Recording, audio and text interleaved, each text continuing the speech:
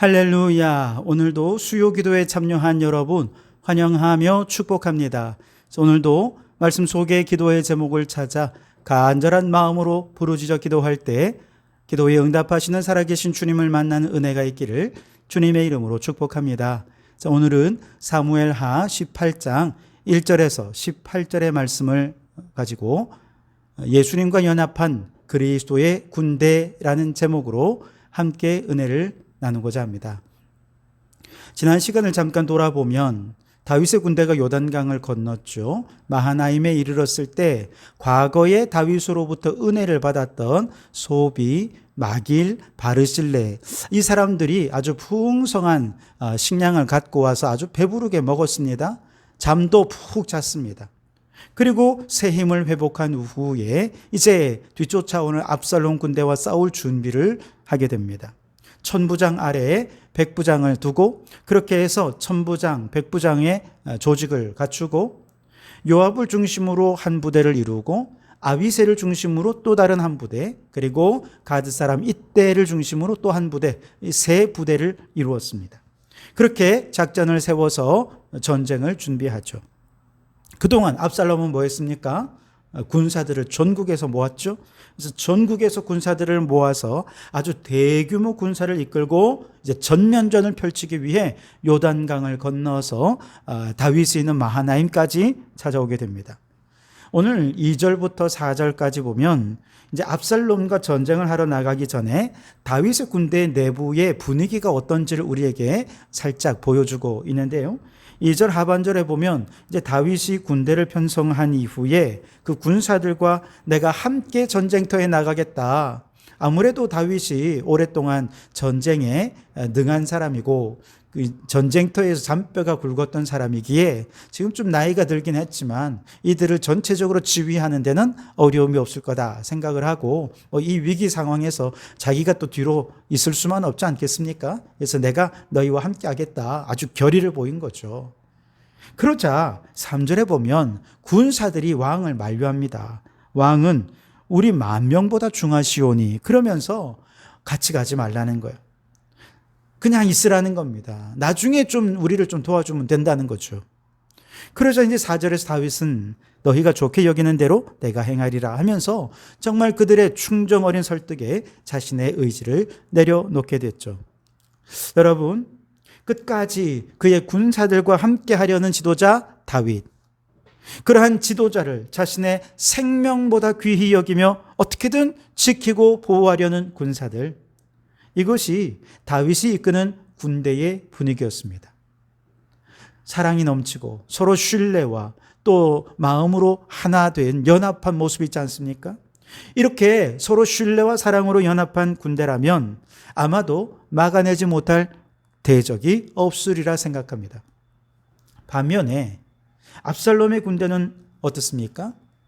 일단 압살롬은 대군을 이끌고 오기 때문에 이 정도면 승리할 수 있을 거다라고 생각하고 자신이 앞장섰습니다. 그 앞장서는 마음에는 공명심과 과시욕이 깃들어 있었습니다. 게다가 이 작전은 누가 세운 겁니까? 다윗을 돕기 위해 다윗의 신복인 후세가 세운 전략이 채택된 것 아닙니까? 그러니까 이 전략 자체가 이미 잘못된 것이었죠. 잘못된 전략에 지도자는 교만과 헛된 공명심에 가득 차 있죠. 여러분, 패배의 지름길이 되고 있었습니다. 결국 어떻게 되었습니까? 에브라임 수풀에서 싸웠는데 압살롬의 부하들이 20,000명이나 전사하면서 압살롬이 아주 대패하고 말았습니다. 여러분, 이걸 보면서 오늘 우리를 영적으로 돌아볼 수 있길 바랍니다. 우리는 모두가 영적 전쟁을 위해 부름받은 그리스도의 군대입니다. 우리 부대의 최고 사령관 누구이십니까? 바로 예수 그리스도이십니다. 그러니 우리는 다윗의 군대처럼 예수님을 중심으로 해서 사랑으로 똘똘 뭉치고 연합되어 있어야 할 줄 믿습니다. 사실 우리 대적인 사탄은요, 평상시에 자기들끼리 치고받고 싸우고 대적하고 대립합니다. 그러다가도 하나님과 그의 나라를 대적할 때는요, 사탄도 연합해서 싸웁니다. 가장 대표적인 것이 예수님을 이제 십자가에 못 박은 사건이죠. 예수님을 십자가에 못 박기 위해서 평소에 마치 견원지간과도 같았던 저 바리새인과 사두개인이 서로 연합했습니다. 심지어 서로 원수처럼 지내던 빌라도와 헤롯 왕도 손을 잡았습니다. 이처럼 사탄도 하나님과 그의 나라를 대적하기 위해 서로 연합한다면 하나님의 나라를 위해 부름받은 우리 성도들이 사탄과 대적하여 승리를 거두기 위해 반드시 필요한 것, 연합하는 것입니다. 너무나 당연한 것 아니겠습니까? 오합지졸, 분열되어 있는 군대가 어떻게 이길 수 있겠습니까?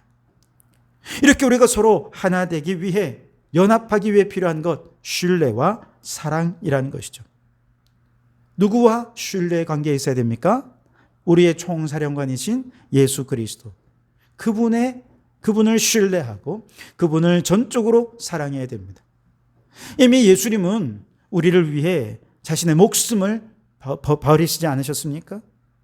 여러분, 우리를 죄에서 구원하시기 위해 아직 원수되었던 우리들을 위해 예수님께서는 이 땅에 내려오셔서 십자가를 지시고 물과 피를 다 쏟아 죽으셨습니다. 자신의 목숨을 바칠 정도로 우리를 사랑하는 그 사랑을 표현해 주셨습니다.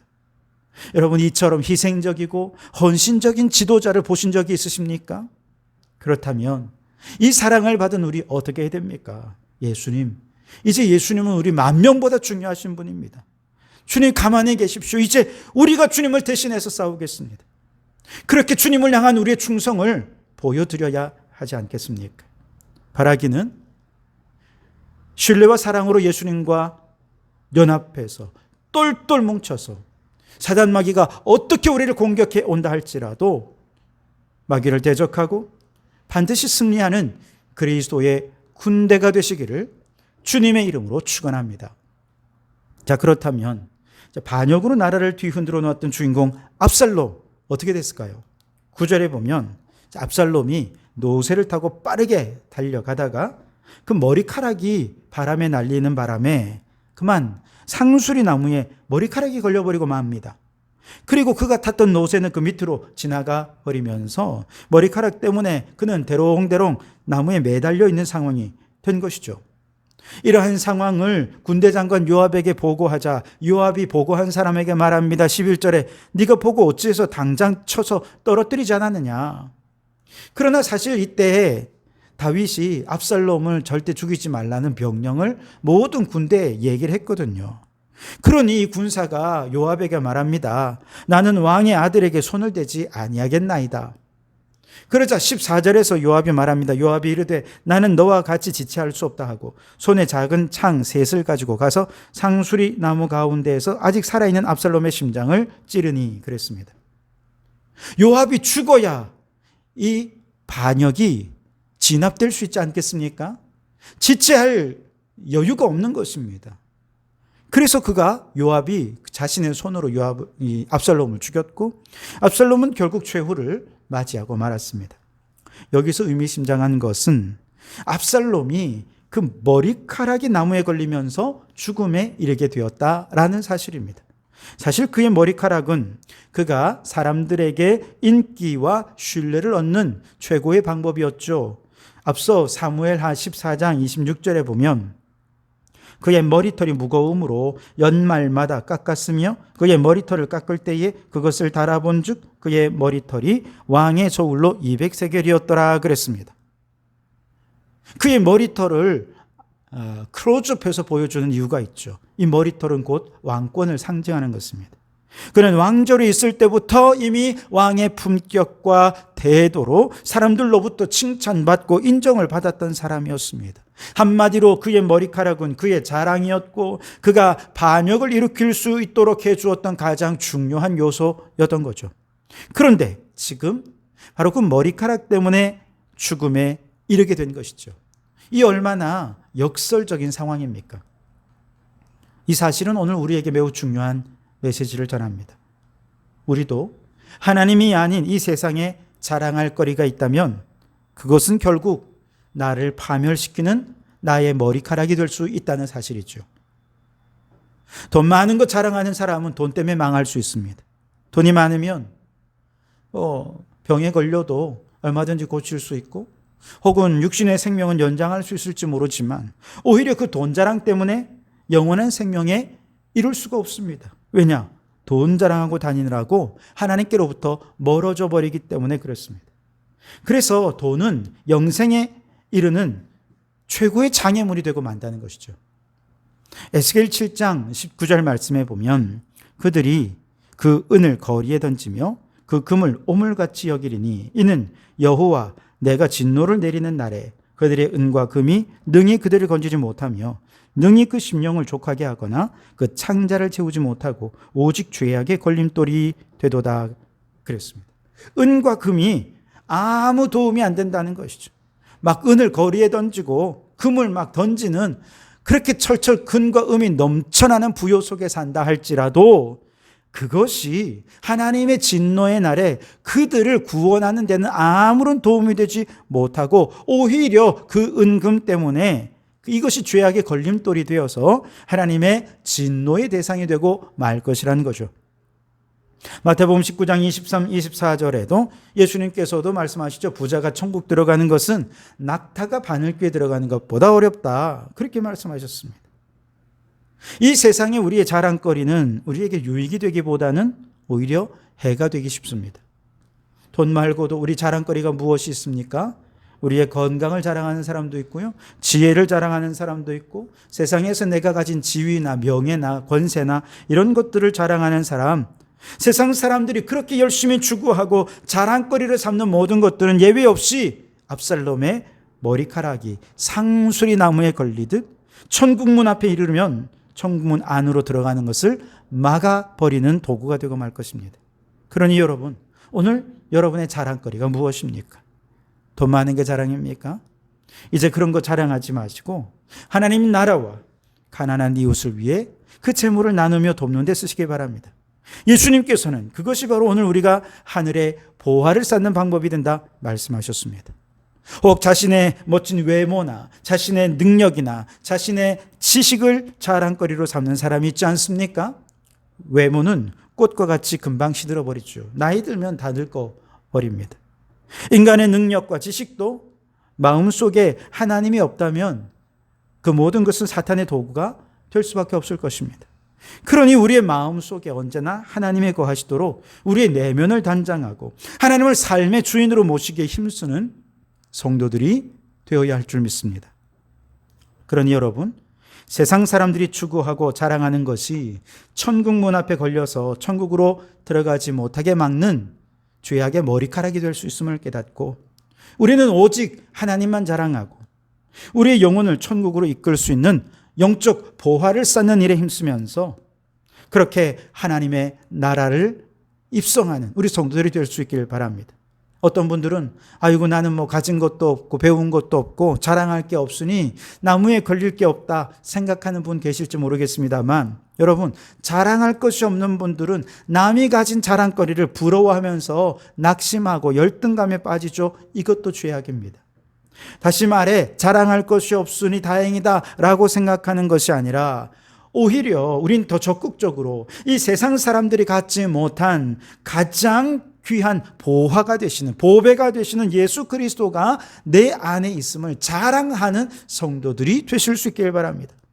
히브리서 11장 26절에 모세는 애굽의 왕자로서의 영광보다 그리스도를 위해 능력받는 것을 더 큰 재물로 여겼다 그랬습니다. 사도 바울은 빌립보서 3장 8절에서 세상의 지혜와 능력과 출신과 신분을 배설물처럼 여기고 오직 자신의 약함만 자랑하며 주의 복음과 오직 주님만 위해 살겠노라 고백하였습니다. 그러니 여러분, 세상 사람들이 추구하고 자랑하는 저 헛된 것들을 좇으면서 허무한 인생 낭비하지 말고 영원한 하나님 나라 바라보며 영적 보화를 위해 모든 삶을 투자하고 오직 예수님만 자랑하고 복음과 주를 위해 살아가는 지혜로운 성도들이 되시기를 주님의 이름으로 축원합니다. 세 번째로 이제 죽은 압살롬 어떻게 됐을까요? 17절에 보면 그들이 압살롬을 옮겨다가 숲을 가운데 큰 구멍에 그를 던지고 그 위에 매우 큰 돌 무더기를 쌓으니라 온 이스라엘 무리가 각기 장막으로 도망하니라 그랬습니다. 죽은 시체 위에 돌 무더기를 쌓았다. 이건 죽은 사람이 저주받아 죽었다는 뜻이 됩니다. 여리고 성에서 도적질하던 아간이 돌에 맞아 죽었을 때 그것이 무더기가 되었죠. 가나안의 아이 성의 왕 역시도 죽은 후에 돌 무더기를 그 위에 쌓아서 저주받은 무덤이 되어버렸습니다. 이처럼 압살롬은 그의 시체 위에 돌 무더기를 쌓아서 저주의 상징이 되었습니다. 그러나 그는 생전에 자신의 이름을 널리 알리고 싶은 명예욕이 가득한 사람이었죠. 그래서 18절에 보면 어차피 나는 아들이 없어 후대를 이어갈 수 없으니 자기 이름이라도 널리 알리고 싶다 하는 마음으로 자기 이름을 아주 큰 비석에 세워 자신을 드러내기를 원했죠. 아마도 그 후대의 사람들이 그 비석을 보면서 자신을 칭송하고 높여주기를 바랐던 것 같습니다. 그러나 이제 그는 죽어 돌무더기에 묻혀버리고 말았습니다. 그리고 그는 저주의 상징이 되고 말았죠. 그가 기념비석을 세웠던 곳은 왕의 골짜기라고 말씀하시는데, 이 왕의 골짜기가 어디냐면 현재 동예루살렘에 속한 곳인데, 여기가 이제 아랍 사람들이 거주하고 있어서 오늘날의 유대인들은 출입이 자유롭지 않다는 거예요. 황량한 채로 버려져 있어서 아랍 아이들의 놀이터가 되어 있을 뿐이라고 합니다. 간혹 유대인들이 이곳을 지날 때면 자신의 정치적 야망을 위해 아버지 다윗을 반역했던 불효자로 여기면서 그 비석을 향해 돌을 던지곤 한다는 거죠. 여러분, 자신의 이름을 남기기 위해 세운 기념비가 오히려 이방 아이들의 놀이터가 되고 동족으로부터 돌세례를 받는 저주받은 터가 되었으니 이 얼마나 부끄러운 일입니까? 우리 옛말에 호랑이는 죽어 가죽을 남기지만 사람은 죽어 이름을 남긴다는 속담이 있죠. 유교의 경전 가운데 하나인 효경에는 입신양명해서 부모님의 이름을 드높이는 것이 효도의 끝이다 라고 가르칩니다. 즉 내가 잘 되는 것이 부모님의 기쁨이고 그것이 효도하는 거다 라고 가르치는 것이죠. 그러나 성경은 그렇게 가르치지 않습니다. 오히려 반대입니다. 이사야 14장 말씀에 보면 가장 높은 구름에 올라 지극히 높은 자와 동등한 자격을 가지려고 했던 사단 마귀는 결국 지옥의 구덩이 수올의 가장 밑바닥에 빠져버리고 말았습니다. 창세기 3장에서 하나님처럼 높아지려고 했던 인간은 선악과를 먹고 결국 죄의 노예가 되어버리고 말았죠. 예수님께서는 누가복음 14장 11절 말씀에 스스로 높아지려는 한 자는 낮아지게 되고 반대로 자신을 낮추는 자가 하나님께서 그를 높여주실 것이라고 말씀하셨습니다. 그러니 여러분, 압살롬은 스스로 높이려 하다가 저주의 아이콘이 되었듯이 이제 우리는 그 반대로 스스로 낮아지고 더 낮은 곳에서 겸손히 주님을 위해 일할 때 하나님이 그를 높여주십니다. 나를 자랑하는 것이 아니라 하나님을 자랑하고 복음을 자랑하고 십자가를 자랑할 때 하나님께서 우리를 더 높여주실 줄 믿습니다. 그러니 여러분, 더 겸손하고 낮은 자세로 주를 위해 봉사하고 헌신하는 성도들이 되시기를 주님의 이름으로 축원합니다. 기도하겠습니다. 주님, 우리의 총사령관 예수 그리스도와 사랑으로 연합한 자가 되게 해 주옵소서. 주님이 우리를 위해 생명 바쳐 우리를 살려주셨으니 이제 우리가 주님을 위해 그리스도의 군대로 싸워야 할 때인 줄 믿습니다. 주님은 우리 만명보다 중하신 분이십니다. 이제 우리가 주님을 위해 생명 걸고 싸우는 자들 되게 하여 주시옵소서. 주여, 압살롬의 자랑거리였던 머리카락이 오히려 그의 죽음을 앞당겼듯 우리도 세상을 부러워하며 자랑거리로 여겼던 것이 심판과 저주의 원인이 될 수 있음을 깨닫고 오직 예수님만 자랑하며 복음과 주를 위해 살아가는 저희들 되게 해 주시옵소서. 스스로 높아지려 하다가 저주와 심판의 대상이 되지 말고 낮은 자세로 겸손히 봉사하며 섬겨 하나님만 높이는 자가 될 때 하나님으로부터 높임받는 자가 되게 해 주시옵소서. 예수님 이름으로 기도하옵나이다. 아멘.